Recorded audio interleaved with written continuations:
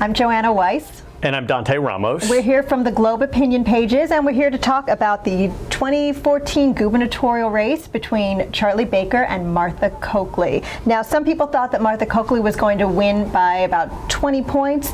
The margin ended up being single digits, not really an auspicious start. It really isn't. It keeps alive the idea from 2010 of her being a candidate who gets into trouble on election day and that things are a little bit closer than she really means them to be. I think the Democrat probably still has a lot of advantages in Massachusetts, but it's really a difficult result for her, even though she did win. Now, 2010 was the year that she lost to Scott Brown in the Senate race. Other things that happened in 2010, let's see, TikTok by Kesha topped the charts. The Lost finale aired on ABC. Charlie Baker ran for governor, lost the women's vote by 24 points. This time he gave his victory speech and he was surrounded by or backed by a sea of women. It was very subtle. What can he do this time to win the women's vote? You can tell from what's happened in the primary campaign so far that he bore the scars of 2010. Also, he's clearly projecting a softer image of himself.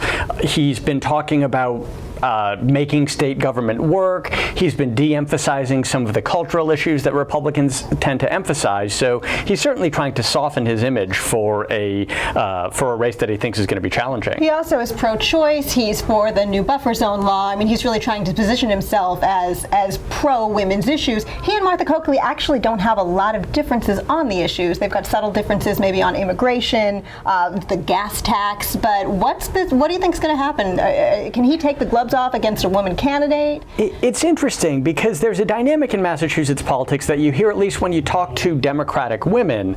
There's a lot of Democratic women who still feel that women candidates, people who fought it out in the trenches for many years, are disregarded and are swept aside for male candidates. It happened to Jane Swift. It happened to Shannon O'Brien, according to this idea, and so there will be a lot of defensiveness in some circles or protectiveness about Martha Coakley. That's a generational thing, though, right? I mean, there are a lot of younger voters, particularly millennial voters, who I think get a little twitchy when you start to pigeonhole them and say women vote this way. Absolutely, and they weren't around for some of those earlier battles, so I don't know that that dynamic will resonate outside the usual circles. We'll see. It's going to be a good race. I hope everyone votes in November.